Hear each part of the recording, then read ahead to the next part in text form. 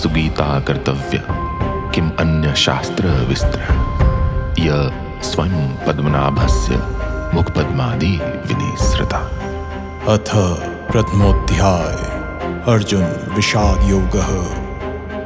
Dhritarashtra says, धर्मक्षेत्रे कुरुक्षेत्रे संवितायुयुत्सवः मामका पाण्डवाशव किं कुर्वत Sanjaya. O Sanjaya, what did my sons and the sons of Pandu, assembled with the desire to fight, do in the sacred field of Kurukshetra? Sanjay says, दृष्ट्वा तु पाण्डवानेकं व्यूढं दुर्योधनस्तदा आचार्यमुपसंगम्य राजा वचनमब्रवीत्।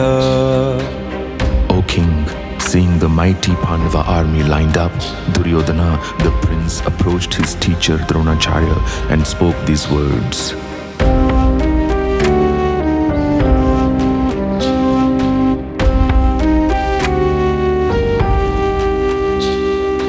पश्यतां पाण्डुपुत्राणामाचार्यमहतीं च मूं व्यूढां द्रुपदपुत्रेण तव शिष्येण धीमता।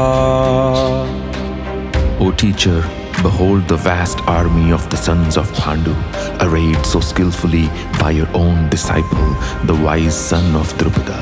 अत्र शूरा महेश्वासा भीमार्जुन समायुधि युयुधानो विराटश्च द्रुपदश्च महारथः।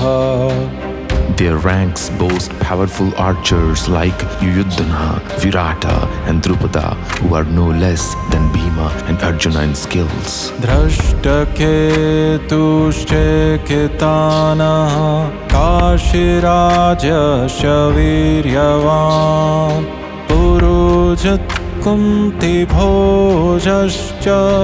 शप्यश्च नरपुङ्गवः।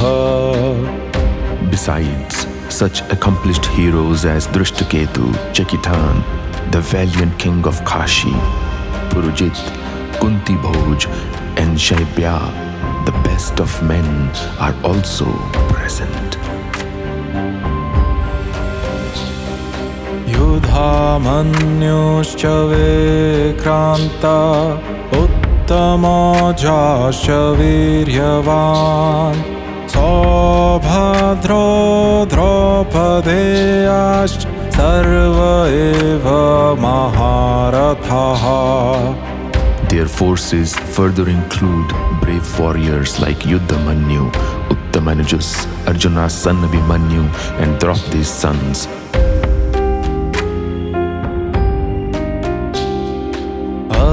अस्माकं तु विशिष्टाये तन्निबोध द्विजोत्तम नायका मम सैन्यस्य संज्ञार्थं तान् ब्रवीमि ते।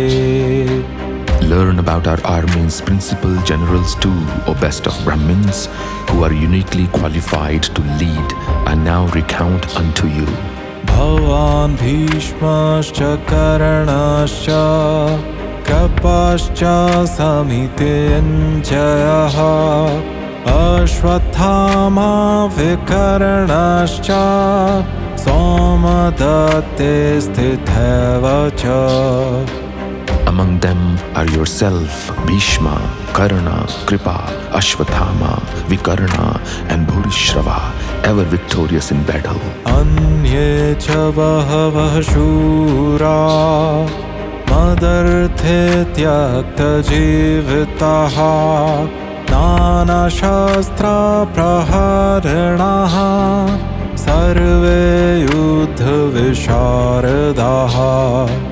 Additionally, many other brave warriors skilled in warfare and various weaponry are ready to sacrifice their lives for my cause.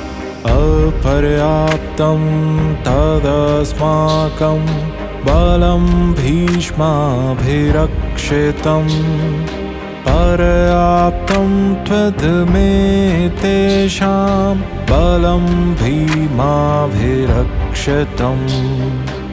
Our army, safeguarded by Bhishma, possesses unlimited strength, while the Pandava forces, marshaled by Bhima, has limited strength. अयनेषु च सर्वेषु यथा भागं वस्थिताः भीष्ममेवाभिरक्षन्तु भवन्तः सर्व एव हि. Therefore, all Kaurava generals, I call upon thee now to fully support Grandsire Bhishma while holding your strategic positions.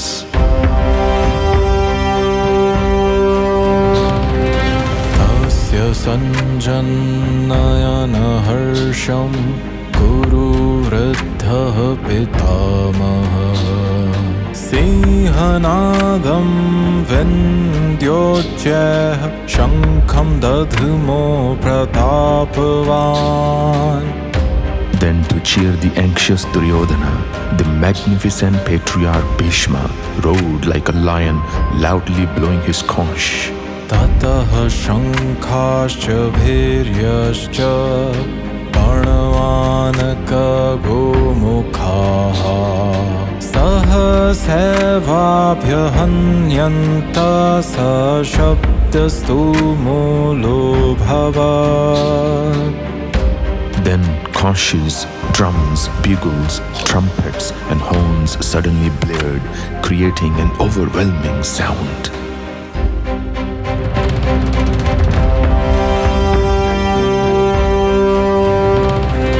ततः श्वेतैर्हयैर्युक्ते महते स्यन्दने स्थितो माधवः पाण्डवाश्चैव दिव्यो शङ्खो प्रदध्मतुः.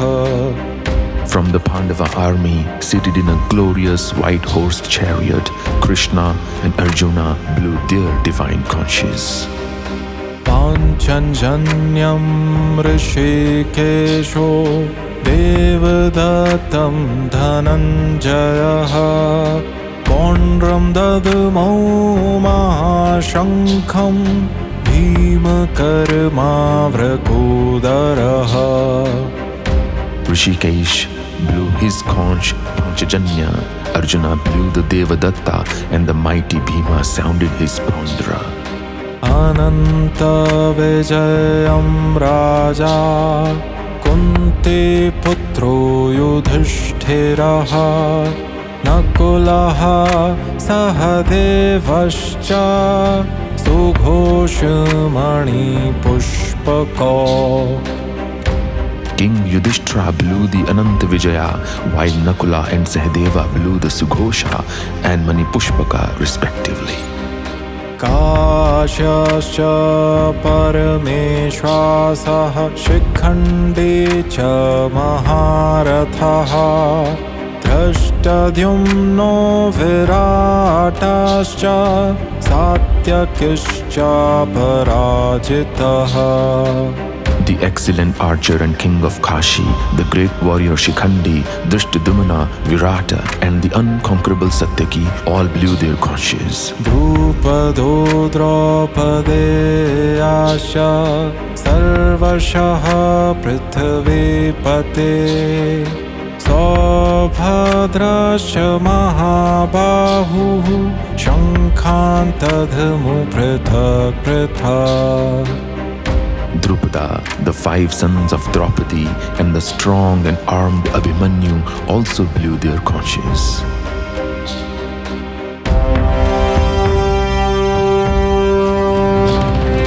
Saghoshodhartarashranam hridayani vyadarayat nabhasya prithvim chaiva tum समलोभ्यानुनादयन्. The tremendous sound reverberated through the sky and earth, shattering the hearts of your sons, King Dhritarashtra. अथ व्यवस्थितान् दृष्ट्वा धार्तराष्ट्रान् कपिध्वजः प्रवृत्ते शस्त्रसम्पाते धनुरुद्यम्य पाण्डवः. ऋषिकेशं तदा वाक्यम् इदं महामहीपते. Looking at the opposing army of all your sons, Arjuna, with Hanuman's insignia on his chariot, grasped his bow. Arjuna then addressed Lord Krishna and said the following words.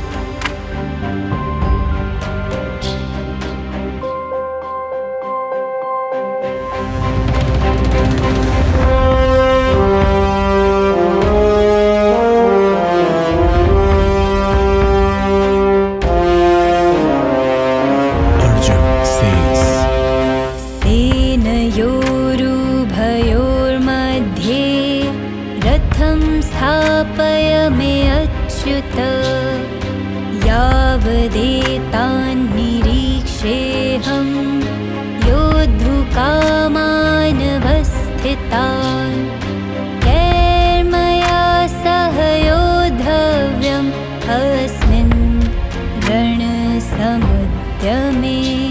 O Achyuta, please take my chariot between the two armies. I desire to have a look at the warriors whom I would face in the great war.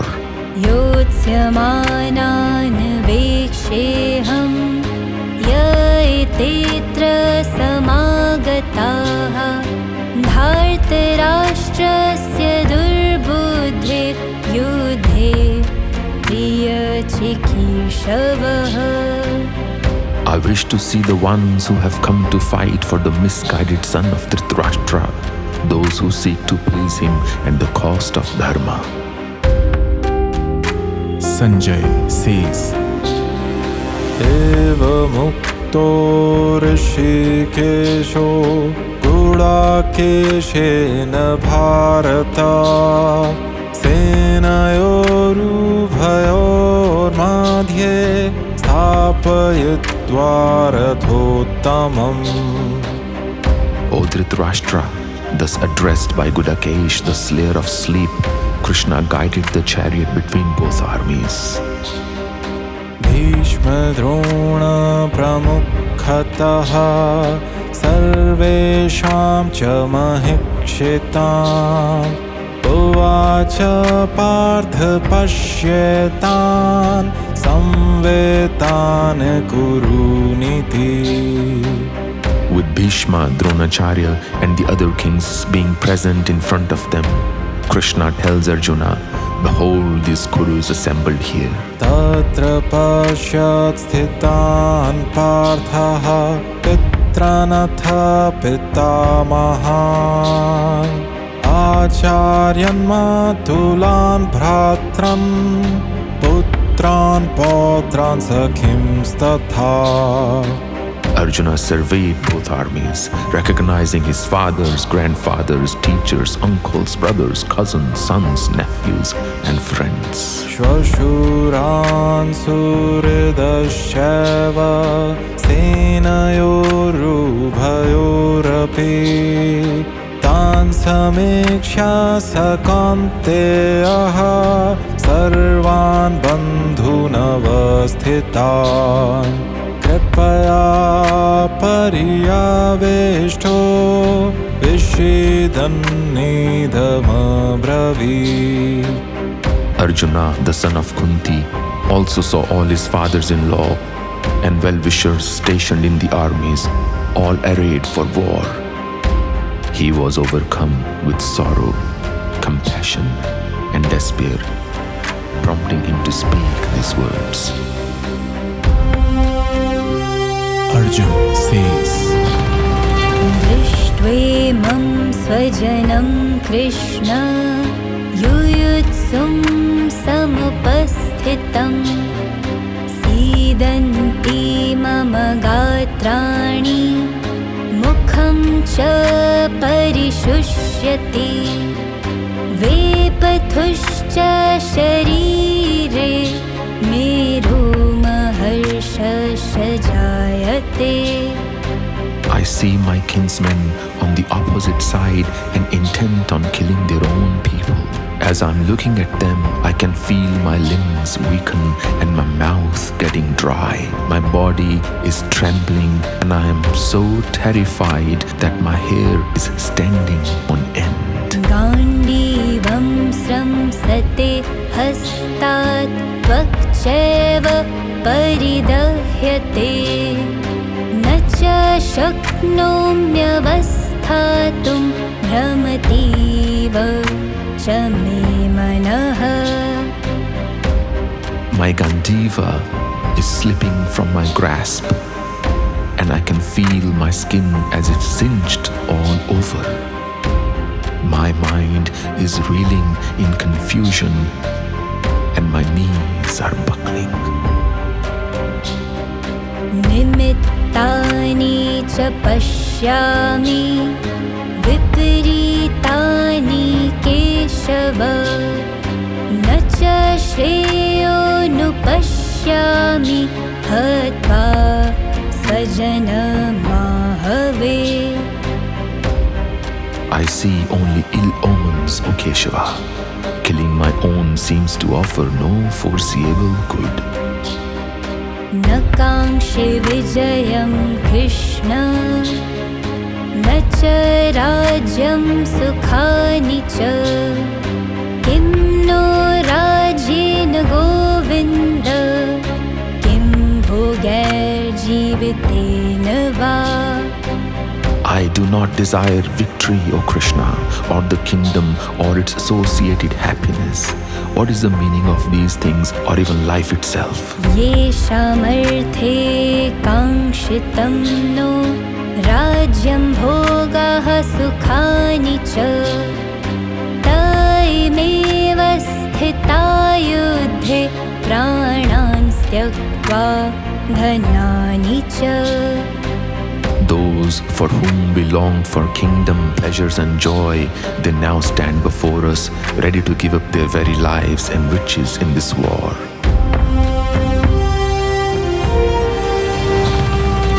आचार्याः पितरः पुत्रास्तथैव च पितामहाः मातुलाः श्वशुराः पौत्राः शालाः सम्बन्धिनस्तथा.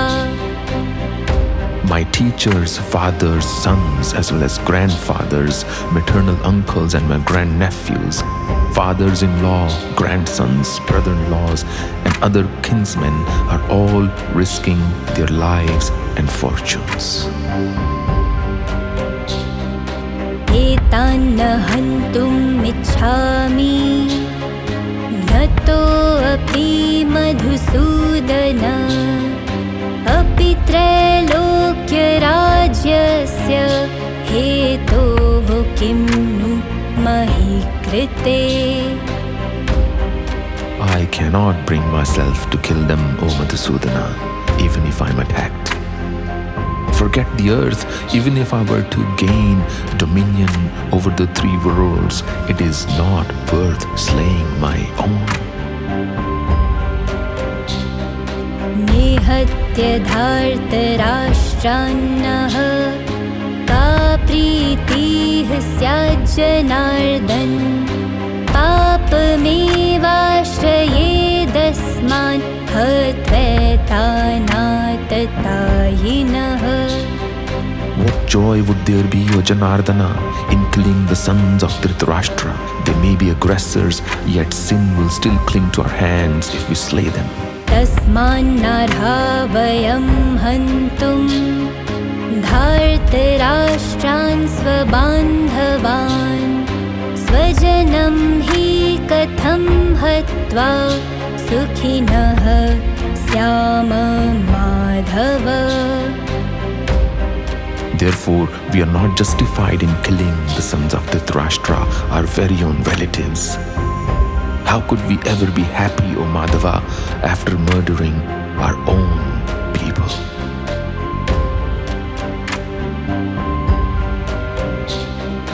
यद्यप्येतेन पश्यन्ति लोभोपहत चेतसः कुलक्षयकृतं दोषं मित्रद्रोहे च पातकम्.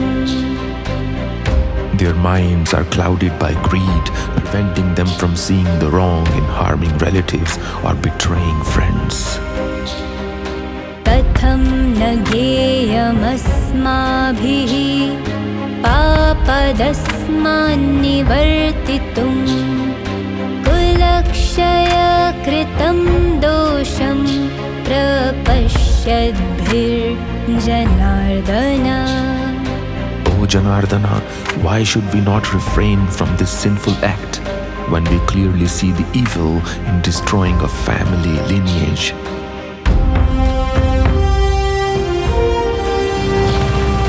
कुलक्षये प्रणश्यन्ति कुलधर्माः सनातनाः धर्मे नष्टे कुलं कृत्स्नं धर्मोऽभि भवत्युत. With the fall of a clan, its sacred traditions perish, and when dharma is lost, the entire lineage is overtaken by unrighteousness. अधर्माभिभवात् कृष्ण प्रदुष्यन्ति कुलस्त्रिय स्त्रीषु दुष्टासु वार्ष्णेय जायते वर्णसङ्करः. When immorality becomes rampant, O Krishna, the women turn immoral too, which in turn lead to unwanted children or descendant of Vrishni.